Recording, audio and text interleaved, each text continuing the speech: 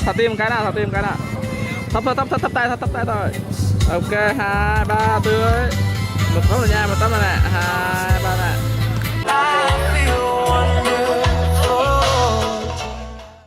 Quý anh chị em và cô bác và tất cả bạn bè năm thanh nổi tú, đến giây phút tức chúng ta hãy siết lại gần nhau và hãy tiến vào bên trong sân khấu này để chọn chỗ ngồi của mình ý nghĩa nhất. Ta chiêm ngưỡng và xin chúc mừng hạnh phúc cho đôi tình nhân trẻ hôm nay. Vâng, kính thưa quý vị khách quý, kính thưa bà con cô bác và tất cả bạn bè năm thanh nổi tú. Hiện nay chúng tôi nhìn thấy gia đình quen viên họ, dòng họ hai bên, cô dâu và chú rể đang nóng lòng đợi chờ đón chào quý vị. Một lần nữa xin thay mặt ban chúng tôi hân hoan được chào đón và kính mời.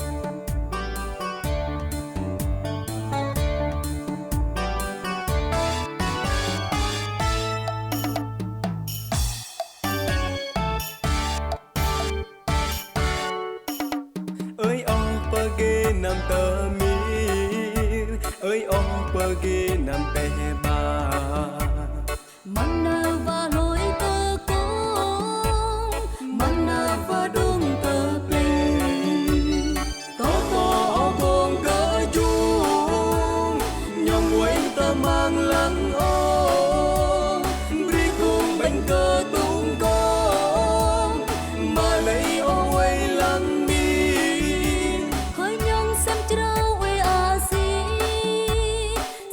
ban lâm gian to phang ôi giang pe lâm bri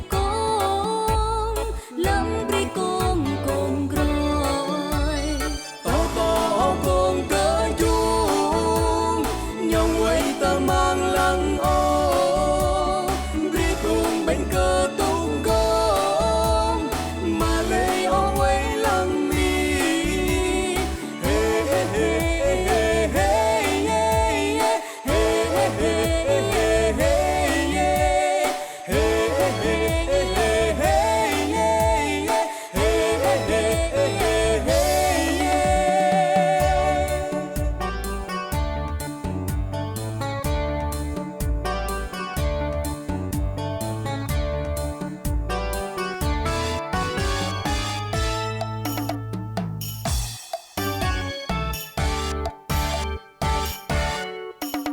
Hỡi em buổi sáng đi làm giấy, hỡi em buổi sáng tại dạ gạo.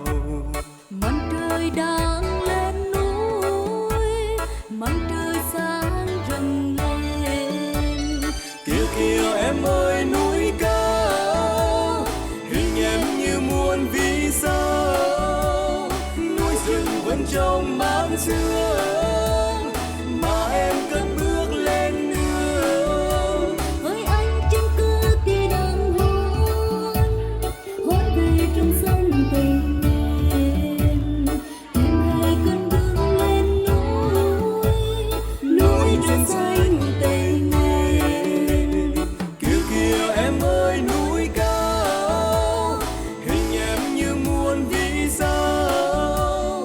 Núi rừng vẫn trong máng sương, mà em cất bước lên nương. Hey hey hey hey hey hey yeah. Hey hey hey hey hey yeah. Hey hey hey hey hey yeah. Hey hey hey hey yeah. Vâng quý vị ơi, hãy dành một tràng vỗ tay to và thật dần dã nào quý vị. Em Bình nhờ xin kính chào quý vị khách quý. Lời đầu tiên em Bình cũng viết được lời chúc mừng tới gia đình quân viên họ, dòng họ hai bên chúc dầu chú rể trăm năm hạnh phúc. Trong buổi trưa hôm nay chúng tôi làm chương trình đến từ dịch vụ tiệc cưới Hồng Liên xin gửi lời cảm ơn chân thành, lời kính chúc sức khỏe và lời chào trân trọng nhất.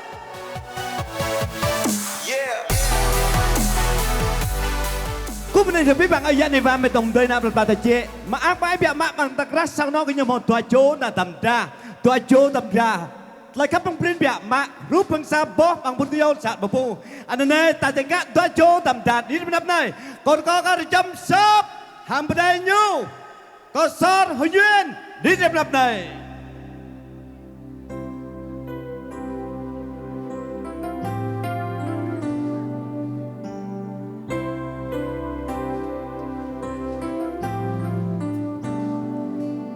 Vâng, chúng tôi trân trọng kính mời cô dâu và chú rể, đôi bạn trẻ của chúng ta hôm nay. phút giây mong chờ ngày hôm nay đến rồi. Quý vị đã nghe một ca khúc Lúc em thức Ngôi nhà dậy, hạnh phúc. lòng bỗng thấy rộn ràng. Ngày hôm nay, ngày vui nhất trong cuộc đời, ngày em sẽ là một nửa đời ai. Tiếng chuông ngân lên, giờ thì liêng đến rồi. Mắt em long lanh, giọt nước mắt khẽ rơi. Niềm hạnh phúc hòa theo nước mắt em rồi. Nụ hôn ấm nồng đặt lên khóe môi.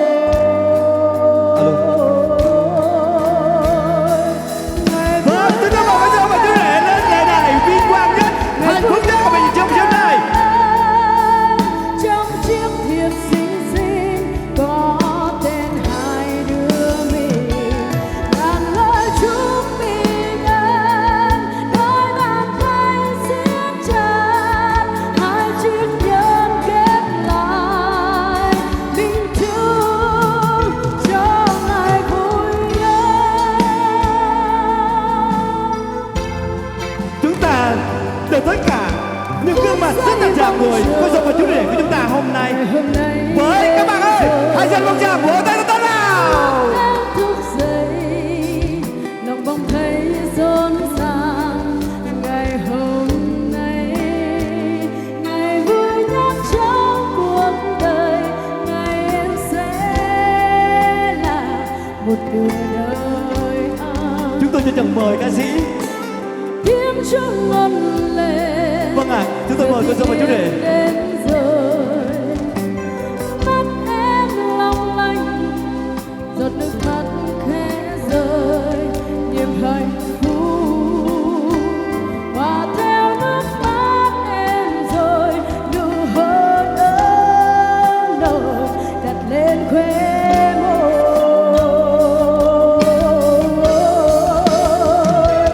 Ngày vui nhất đời em, ngày vui nhất đời anh, trong chiếc thiệp xinh xinh có tên hai đứa mình, ngàn lời chúc mi gần, đôi bàn tay siết chặt, hai chiếc đơn kết lại, mình chung cho ngày vui nhất. Xa xa trong giấc mơ em vẫn luôn mơ đến ngày vui nhất, và hôm nay bầu trời trong xanh thật nhiều ánh nắng chân thật.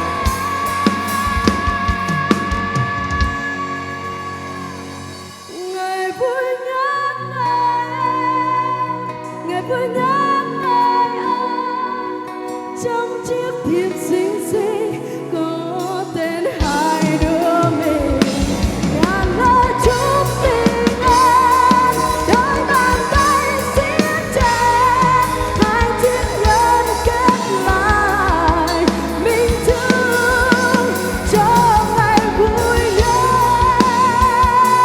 hai chiếc nhẫn kết lại, mình chung cho ngày vui nhất. Vâng quý vị ơi, hãy dành cho ca sĩ Molly nào một tràng vỗ tay thật tốt nào cho hai bạn trẻ của chúng ta rất là tuyệt vời trong buổi chiều hôm nay. Vâng kính thưa quý vị, kính thưa khách quý, giờ đây trên màn hình này là bức ảnh đẹp nhất, tuyệt vời nhất trong buổi chiều hôm nay. Ở tòa chầu tầm tra lại khắp phong print bẻ mạ lang bắt đắp này cố cọ bên đi cái mệt nòng dông thầy ôi dông thầy bàn ngàn prang mà bên đi hơi lâu bẻ mạ tôi nhớ tôi tạo đông coi cả bé sang nó tôi coi này toa lắc đừng doài cái nhô rain nắp này đi nắp này ta bom ta có biết bằng bình ta còn có cái sang đây rồi châm thế cả cái mòn doa có mò đuôi ra cứ nhô mong play brook đi mong lại khắp mong nạn này cứ nhô mong hết đuôi ra cái nhô tất cả bé sang nó sọt lưới sang nó có sọt nhất các cái mòn đi đập này.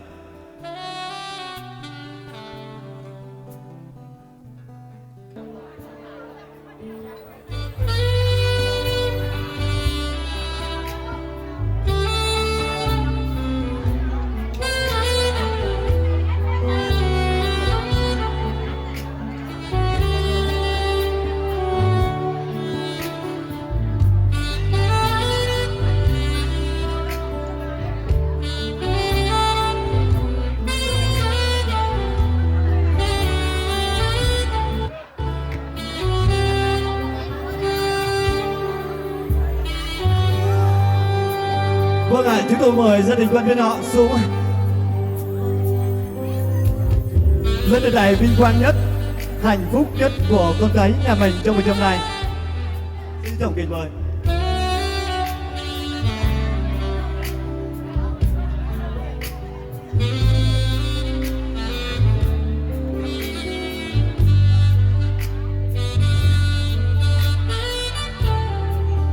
Tôi nói rất là thành phố thời tọt gọi này lúc đó có cúc đi ở sang nó tọt gọi này toa lắc rung doay toa chỗ tầm trạt lại khắp trong phim giảm má hốc mát trong biết sang no đồn ngày hôm nay cúp nàyจะพี่บังเอยะในฟาร์มเป็นลมเลยนะประมาณแต่เจ๊โตขับเองความเรื่องที่เป็นตามมะเรื่องอาจจะเอาsang noตัวลักลูกใหญ่กันหมดตัวโจน่ะต่ำจ้าตัวโจต่ำจ้ามันขับลงปริ้นเนี่ยมารูปพิซาพ่อบางพุ่นก็ย่อสัตว์เลยบ่พูอันนั้นเนี่ยsang noกินหมดตัวชุบปิงตาจำนำบ่งหะยำยิ้มจากบังพี่บังปิงตาบ่งหะนางบ่งหะตาngồi tụmน้องsang noกินสวยเบี้ยวันนี้เอาโลอันนั้นเนี่ยคือsang mớiสัตว์เลยมันยุ่นปลงปริ้นแบบมะมาตบนี่อ้อยกระตามาตบพี่ยับtôi nói dốc sang nó đọc cười chẳng thích hợp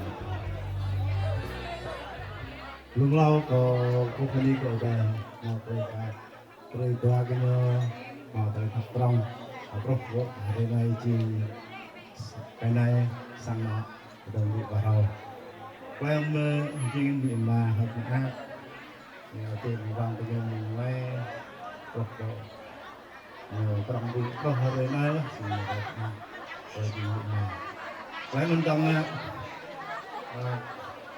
bên đi có dao phi phăng từ Việt Nam dòng tới tài chế Việt và lui ra kẻ là bọn cho lời rồi lời mồm ở đây ai tăng cấp sang nọ của mình chẳng chứng kiến đi thì chỉ nạn này nọ ra ở đây chỉ cái này chỉ sang nọ rồi và nạn này hơi chỉ tăng sâu bỏ nhiên thì nào có vô nào có ngõ thì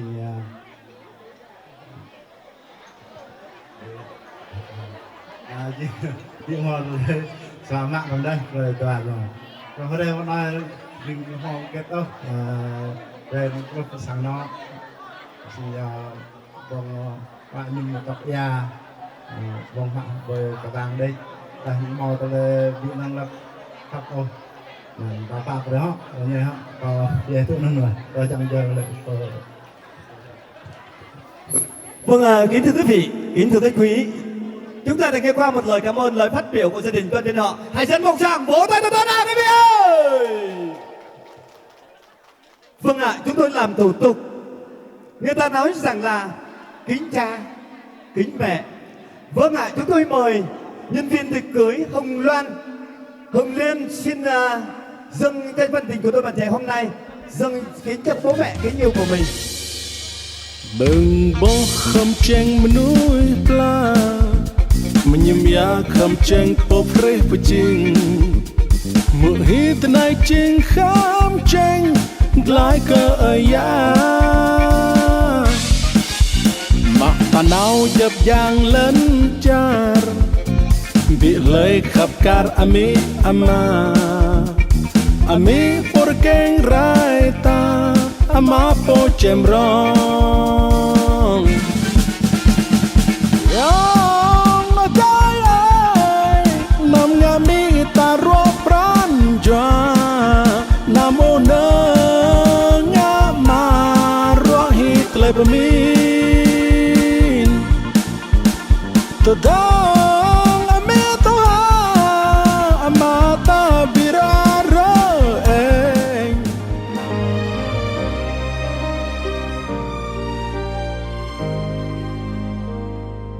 Hand in hand, we take this vow, a promise made here and now.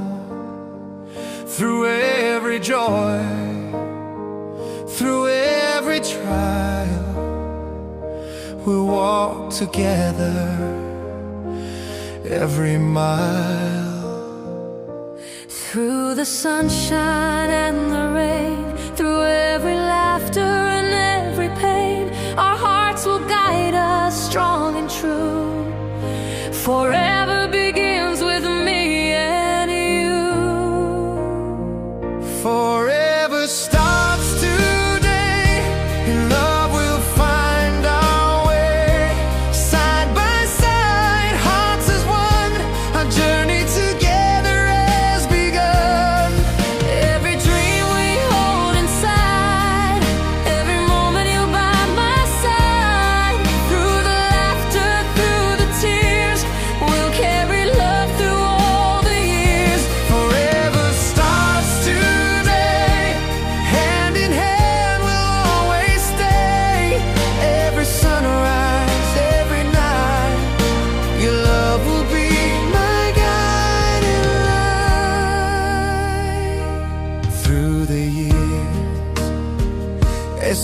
seasons change, our love will grow, it will remain.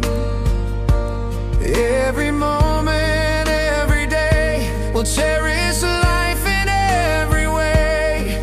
Through the trials and the fears, through whispered dreams and happy tears, our hearts will guide us hand in hand. Together we'll always stand. Forever starts today, in love we'll find our way.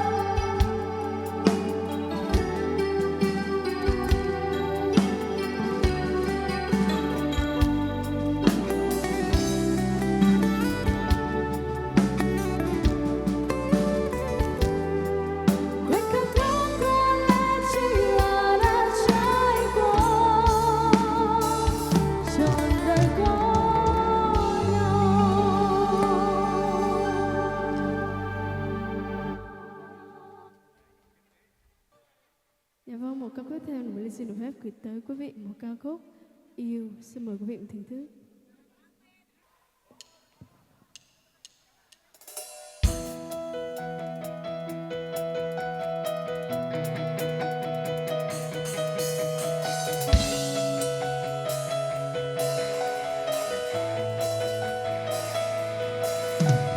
Yêu là cùng nhau trong tay đi dưới con đường, là cùng trao cho nhau ngọt môi hôn, là vòng tay yêu thương ôm mãi không rời, từng phút giây tuyệt vời.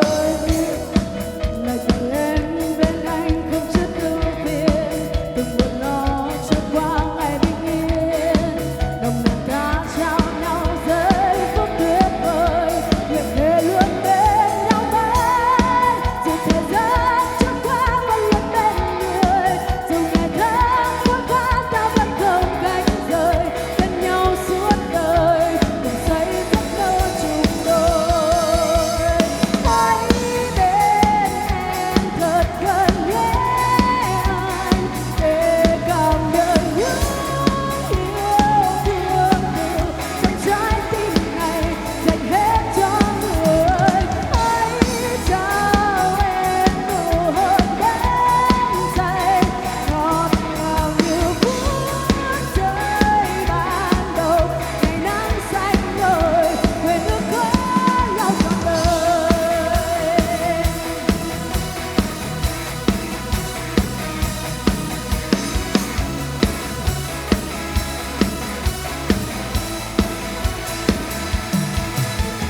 Yêu là bình minh mỗi sớm có anh bên mình, là hoàng hôn mênh mang từng con phố, mình cùng tay trong tay đi giữa cuộc đời, nguyện thề luôn bên nhau mãi. Dù thời gian trôi qua vẫn luôn bên người, dù ngày tháng trôi qua ta vẫn không cách rời, bên nhau suốt đời cùng xây giấc mơ chung đôi.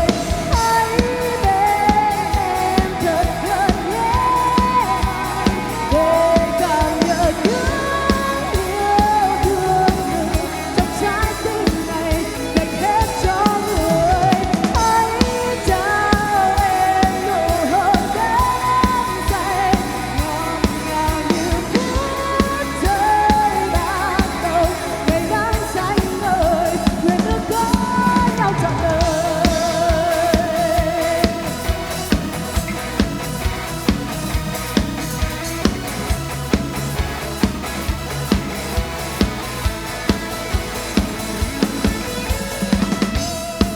Dù thời gian trôi qua vẫn luôn bên người, dù ngày tháng trôi qua ta vẫn không quên rời, bên nhau suốt đời cùng xây giấc mơ chung đôi. Hãy bên em thật gần nhé anh, để cảm nhận những yêu thương trong trái tim này dành hết cho người. Hãy trao em nụ hôn đắm say ngọt ngào như phút giây ban đầu, ngày nắng xanh ngời nguyện ước có nhau trọn đời. Nguyện ước có nhau trọn đời. Nguyện ước có nhau trọn đời.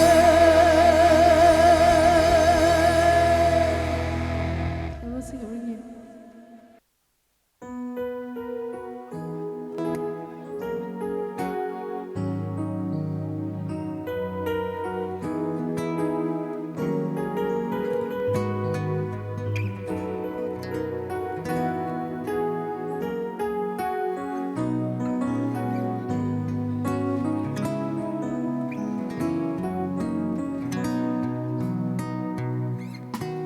Hôm nay em nói em cần đôi tay ôm lấy em và ra đêm đến như chốn yêu xa ngàn mây.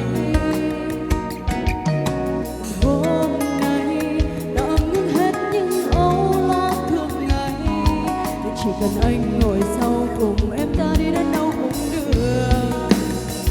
Nếu như một ngày em không giống như anh từng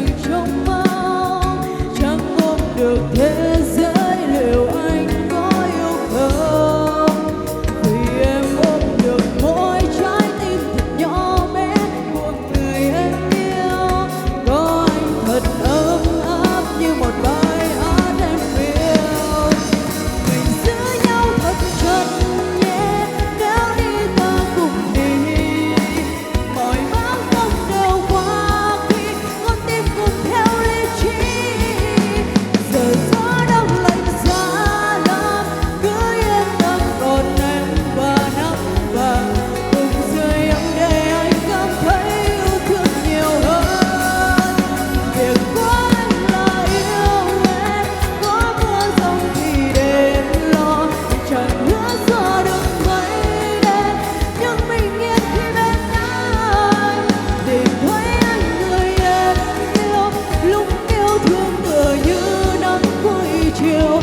Từ nay em sẽ làm cuộc sống tốt hơn bao điều.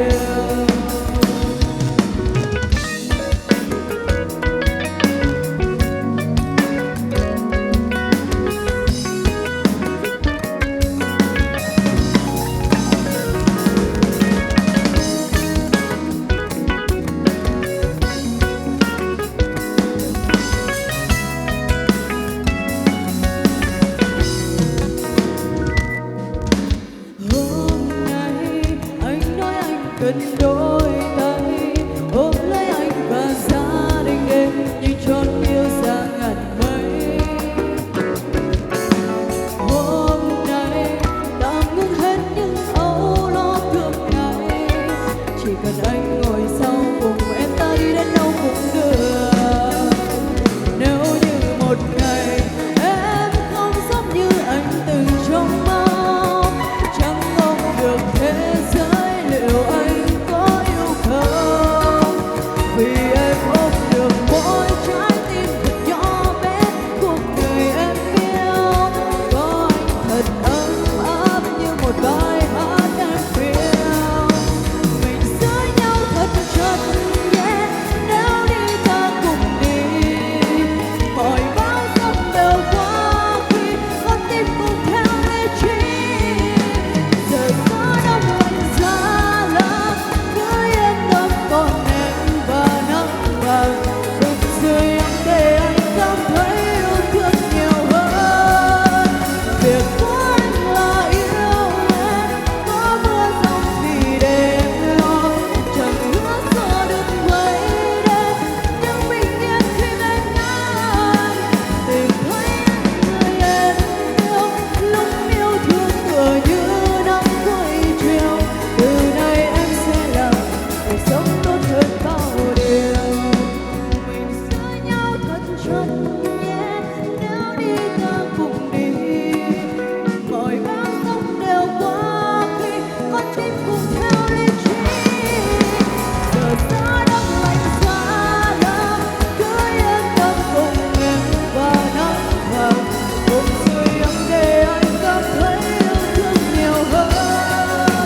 Việc của anh là yêu em, có mưa giông thì để em lo, chẳng hứa gió được mấy đêm nhưng bình yên khi bên anh. Tìm thấy anh người em yêu, lúc yêu thương tựa như nắng cuối chiều. Từ nay em sẽ làm cuộc sống tốt hơn bao điều. Từ nay em sẽ làm cuộc sống tốt hơn bao điều. Xin cảm ơn rất nhiều ạ.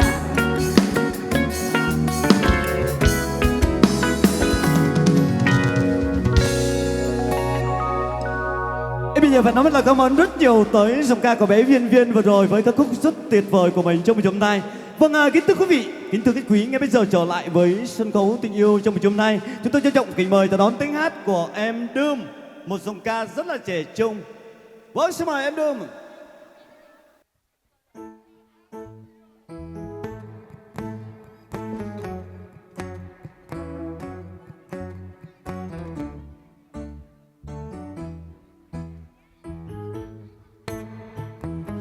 Khi đôi môi anh gần đỏ màu, em muốn nói anh yêu em.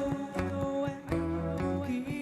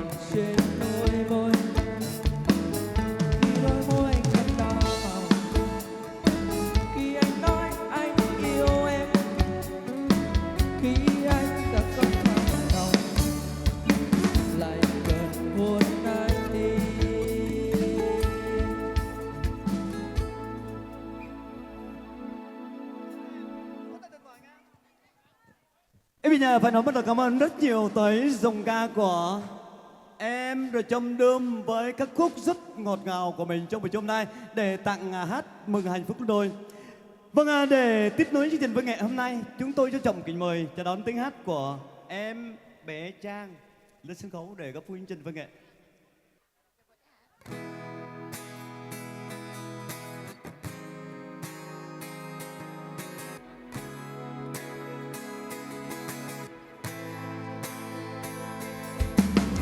Yêu như mật ngọt trên cao, làm lòng ta luôn khát khao. Tình đôi ta dịu dàng nên thơ, làm lòng ta luôn ước mơ. Trái tim em nguyện thề yêu anh, gửi trọn tình yêu đến anh. Dấu yêu ấy gửi đến mai sau, em muốn bên anh mãi mãi. Nhé anh, yêu em mãi luôn nhé anh, yêu em mãi luôn trong đời. Mối tình ta mãi lâu dài và anh sẽ là tia nắng ấm luôn bên em. Cơn gió mát luôn hiền hòa, ta cùng nhau mãi bước chung đôi trên lối về.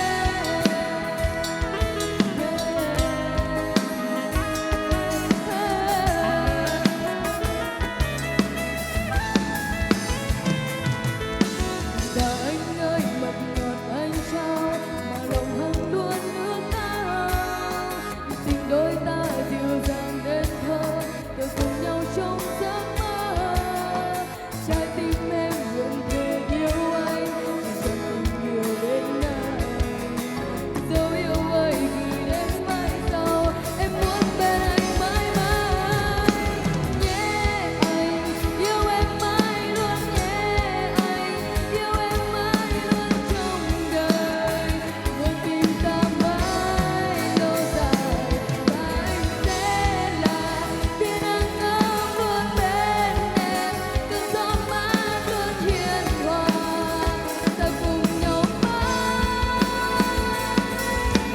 Nhé anh, yêu em mãi luôn nhé anh, yêu em mãi luôn trong đời. Mối tình ta mãi lâu dài và anh sẽ là tia nắng ấm luôn bên em. Cơn gió mát luôn hiền hòa, ta cùng nhau mãi bước chung đôi trên lối về.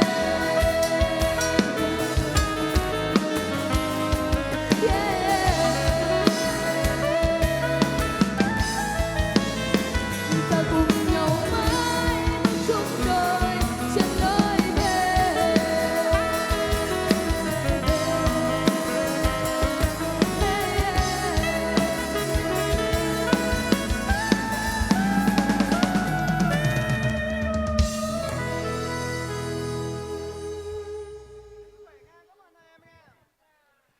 Vâng ạ, bây giờ phải nói rất là cảm ơn rất nhiều tới dòng ca của bé Trang vừa rồi với các khúc rất tuyệt vời của mình.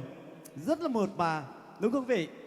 Ngay bây giờ trở lại với sân khấu như các độ rằng là CR7 hát một ca khúc được 200 phải không? Trời ơi, nghe nói là tuyệt vời lắm. Chia cho Hội Bình 100 phải không?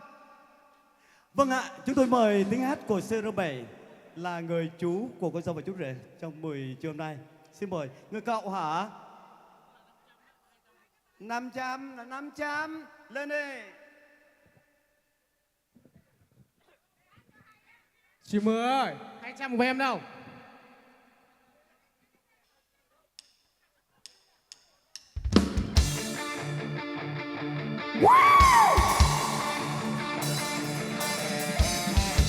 Yeah, come on, yeah.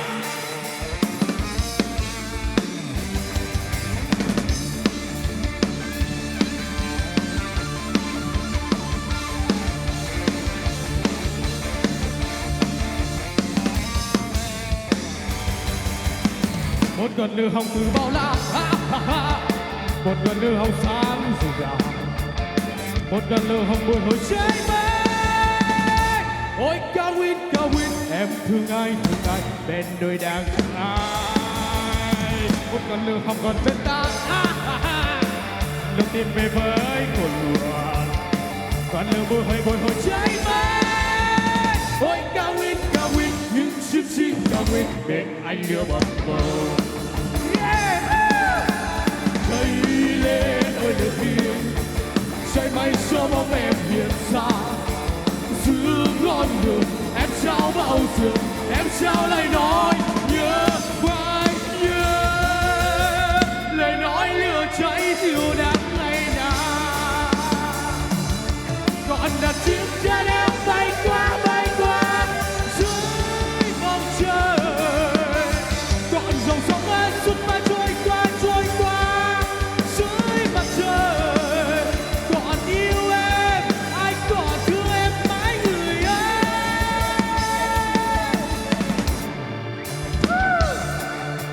Nhảy đây.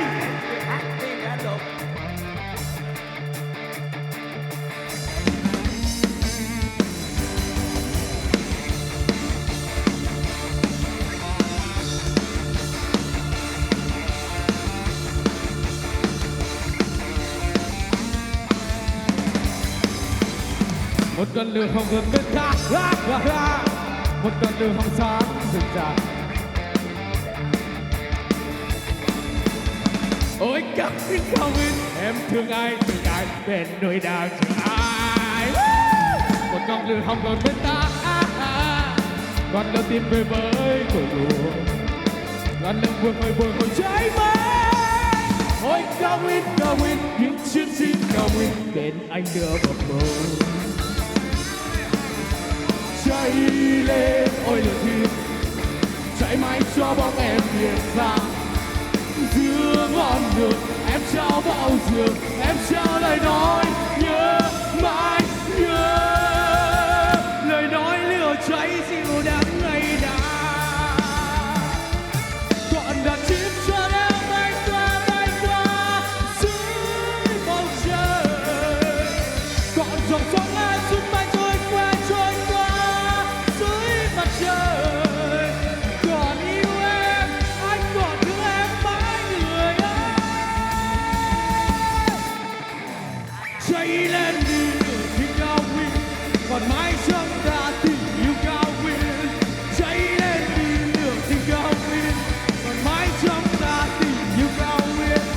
Cháy lên đi lửa thiên cao nguyên, ta tình yêu cao nguyên. Cháy lên đi lửa thiên cao nguyên, còn mãi trong ta tình yêu cao nguyên. Cháy lên đi lửa thiên cao nguyên, còn mãi trong ta tình yêu cao nguyên.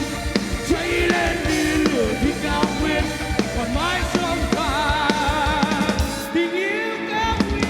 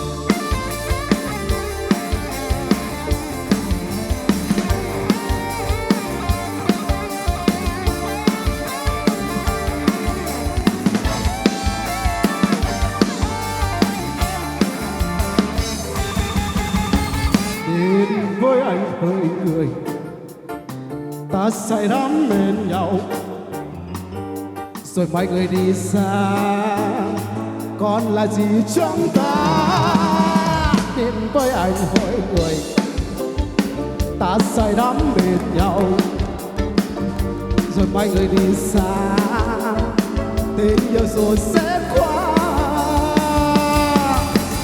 Yêu em đậm sâu, yêu em dài lâu, người ơi người hỡi có hay hãy đến với nhau một lần người ơi, dù biết chỉ là một lần rồi thôi. Sao em vẫn quên, sao em vội đi, sao em vội xa em ơi. Hãy nói với nhau một lời người ơi, dù biết chỉ là một lời rồi thôi. Sao em vội xa đi, sao em vội chia ly vội vàng.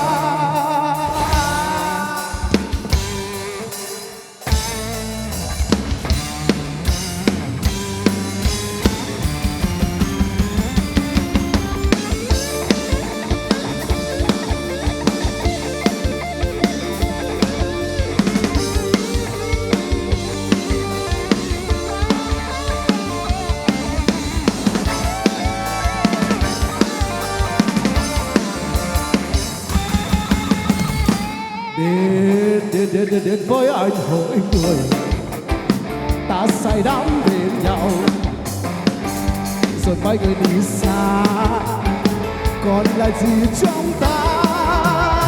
Đến với anh hỏi người, ta say đắm bên nhau rồi mấy người đi xa, tình yêu rồi sẽ qua. Yêu em làm sao, yêu em dài lâu, người ơi người hỡi có hay hãy đến với nhau một lần người ơi, dù biết chỉ là một lần rồi thôi. Sao em còn xa, sao em còn quên, sao em vội đi. Hãy nói với nhau một lời người ơi, dù biết chỉ là một lời rồi thôi. Sao em còn xa đi, sao em còn chia ly vội vàng. Một mình nhớ em, một mình ngồi buồn, một mình vắng em, một mình ngồi sâu.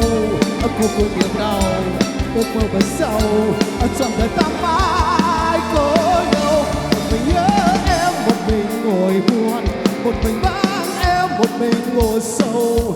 Cô quên niềm đau, ước mơ về sau, trong đời ta mãi có nhau. Một mình nhớ em, một mình ngồi buồn, một mình vắng em, một mình ngồi sâu.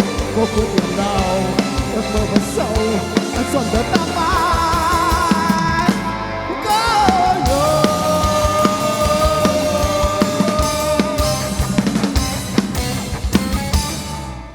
Vâng, cảm ơn anh MC và lại anh em ban nhạc rất nhiều nhá.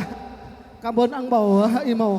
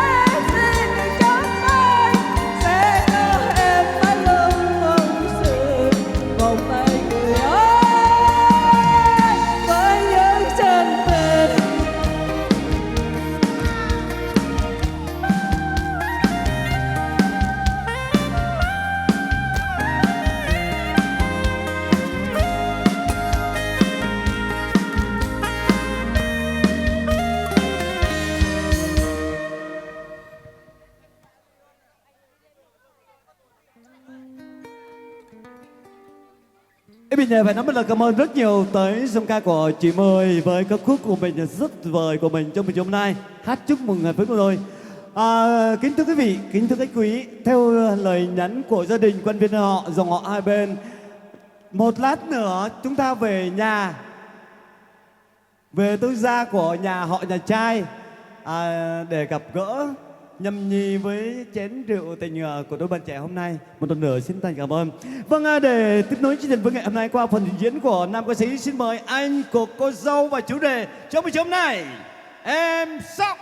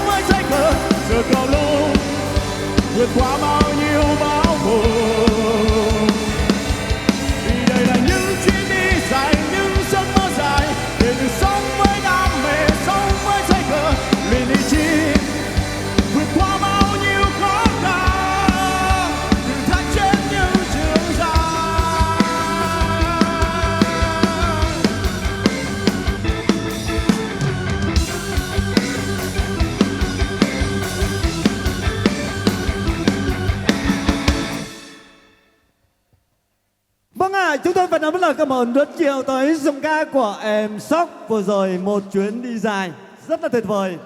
Vâng, để tiếp nối chương trình với ngày hôm nay qua phần trình diễn của nữ ca sĩ, xin mời Mỹ Kha.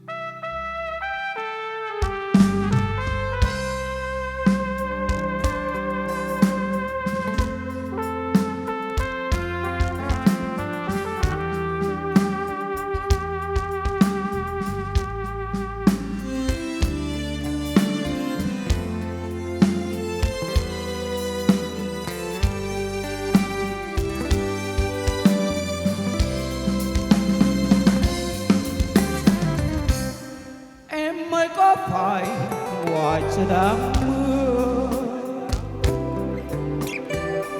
em ơi có phải trời đang sáng đông. Mùa đông giá băng anh đang chờ, mùa đông ái ân anh đang tìm bao áo cưới cho em. Ôi mắt tình lại buồn hay sao, khi anh đã biết một thời yêu em. Dù cho nét son môi phai mờ, dù cho mắt xanh kia hững hờ, và dù năm tháng phôi pha, ta quen biết nhau khi tàn xuân. Ai yêu tiếc ta khi hè xa, và khi thu đến ôm ánh sao, cho đêm đến viết thành bước đêm để mùa đông đám cưới đôi bên. Em ơi xích lại thật gần bên anh, cho anh thấy được nụ cười em xinh. Từ đây những đêm trong anh đây, mình không lẽ loi không u sầu, nguyện cầu ta mãi bên nhau.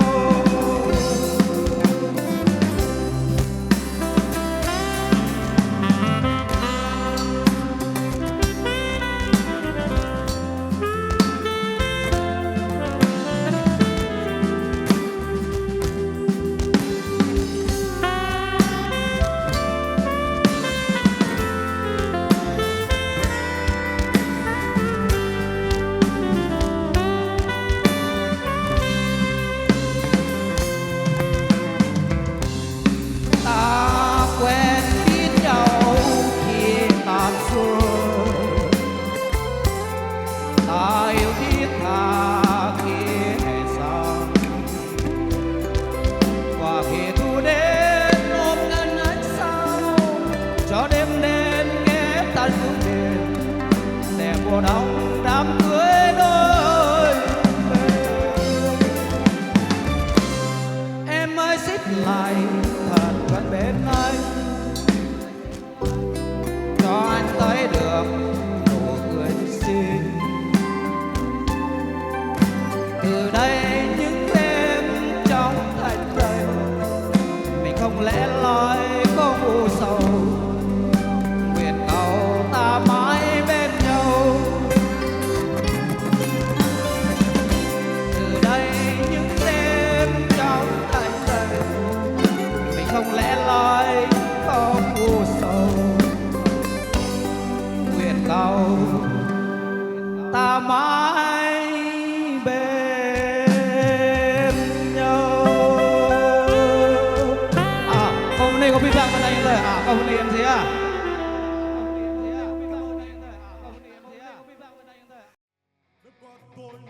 Mơ thấy em, nhưng giấc mơ em là của ai? Đêm qua em nằm mơ thấy tôi, nhưng giấc mơ không phải là tôi. Tôi yêu em, đêm nhớ em, tôi lang thang để gặp bên em. Tôi không tin trong những giấc mơ, em bên ai không phải là tôi. Em từ xa như cơn sóng trong đêm, em yêu thương của lên trên cuộc đời. Tôi gặp người bước đến bên này, ôi bao nhiêu sao lại ta biết. Ước gì thật nhưng anh đã yêu em đưa tay đón cơn mưa vào lâu. Nhưng đường là giấc mơ đẹp quá, ôi cho em nụ hôn ban đầu.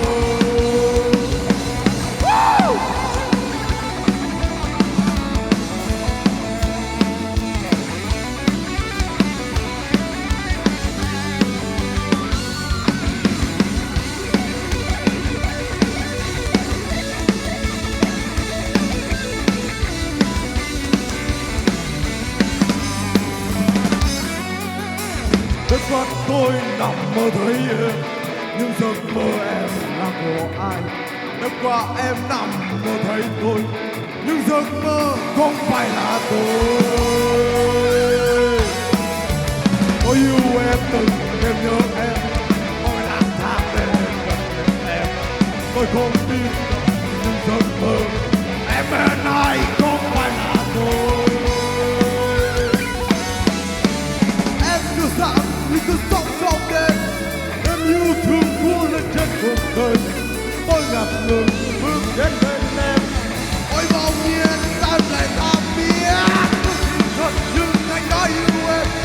Em đưa tay đón mưa vào đầu, nhưng niềm là giấc mơ đêm qua. Tôi cho em ngủ một ban đời. Tôi là ai mà cứ mãi yêu em là ai mà cứ mãi yêu tôi. Tôi là ai mà cứ mãi yêu em là ai mà cứ mãi yêu tôi.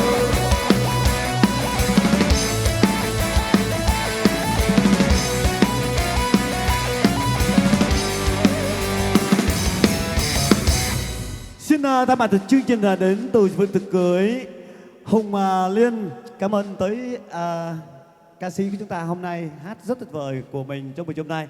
Vâng, để tiếp nối chương trình với ngày hôm nay, những lúc bắt đầu mình mời tiếng hát của em Ngoan, bé Ngoan. Vâng, xin mời bé Ngoan ạ lên sân khấu để góp vui chương trình với ngày trong buổi chiều hôm nay.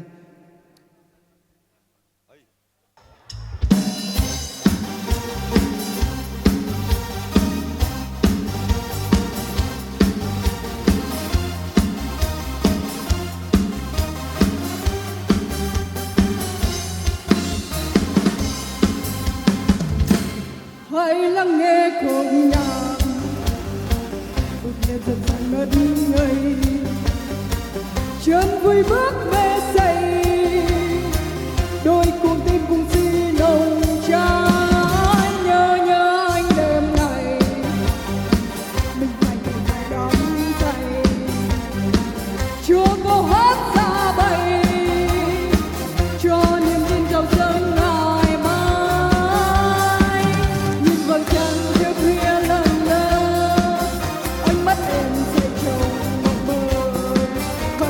Ta như muôn bài thơ nghe hồn chơi với người yêu anh. Nào cùng vui lên ơi, thắp sáng lên tình yêu, đến với nhau đêm nay. Cha cha đêm ra, cha cha đêm ra.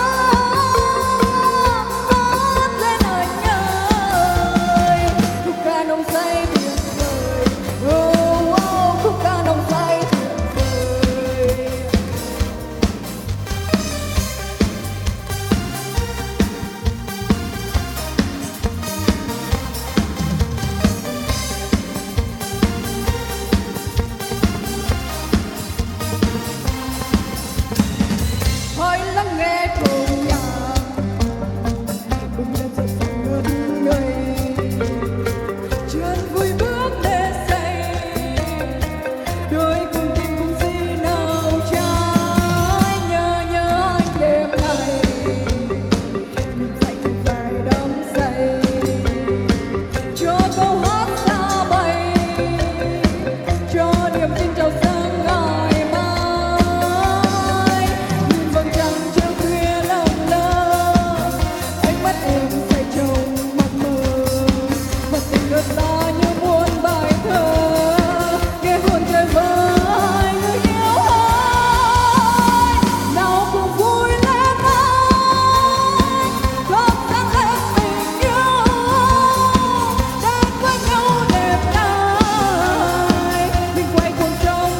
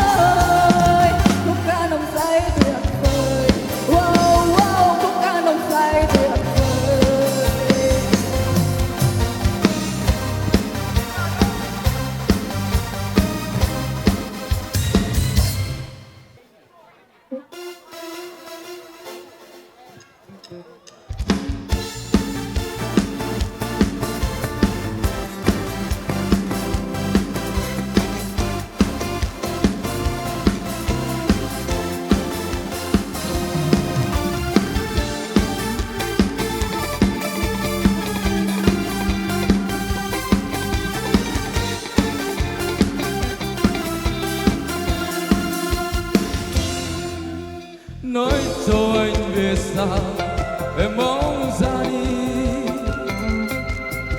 Hãy nói cho anh những điều từ lâu em giấu tha thứ lỗi lầm. Không có em anh sống sao? Anh dương tan một ngày như đã trôi xa. Giấc mơ xưa giờ này còn đâu em hỡi. Rồi anh có lỗi lầm, ta vẫn không còn bên nhau. Và bầu trời đêm ngắn đã tỏa sáng tiếng ca cho cuộc tình anh dành cho em. Có biết rằng lòng anh mãi yêu em không đổi thay. Và dù ta đã xa tận chân trời nào, lầm lỗi ngày nào làm sao lãng quên. Em có biết rằng lòng anh mãi luôn trao em.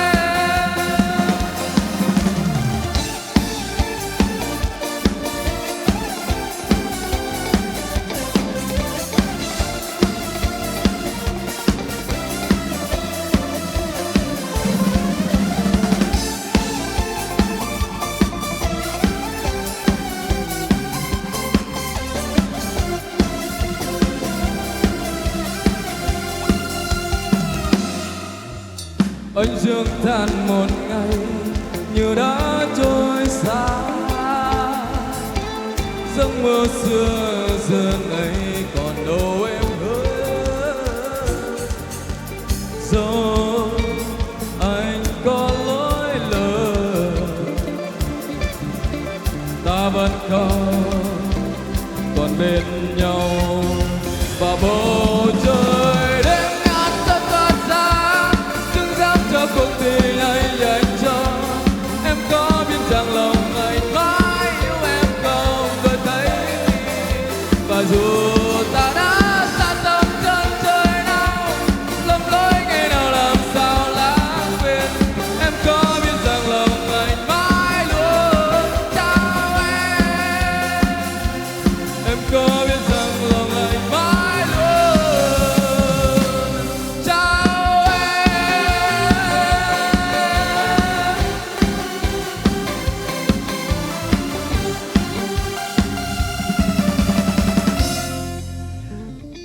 Chúng tôi phải nói một lời cảm ơn rất nhiều tới giọng ca của bạn Pin của chúng ta hôm nay với các khúc rất tuyệt vời, rất là ngọt ngào của mình trong buổi hôm nay. Vâng, ngay bây giờ chúng tôi sẽ bật nhạc sàn cho các bạn nhảy thôi.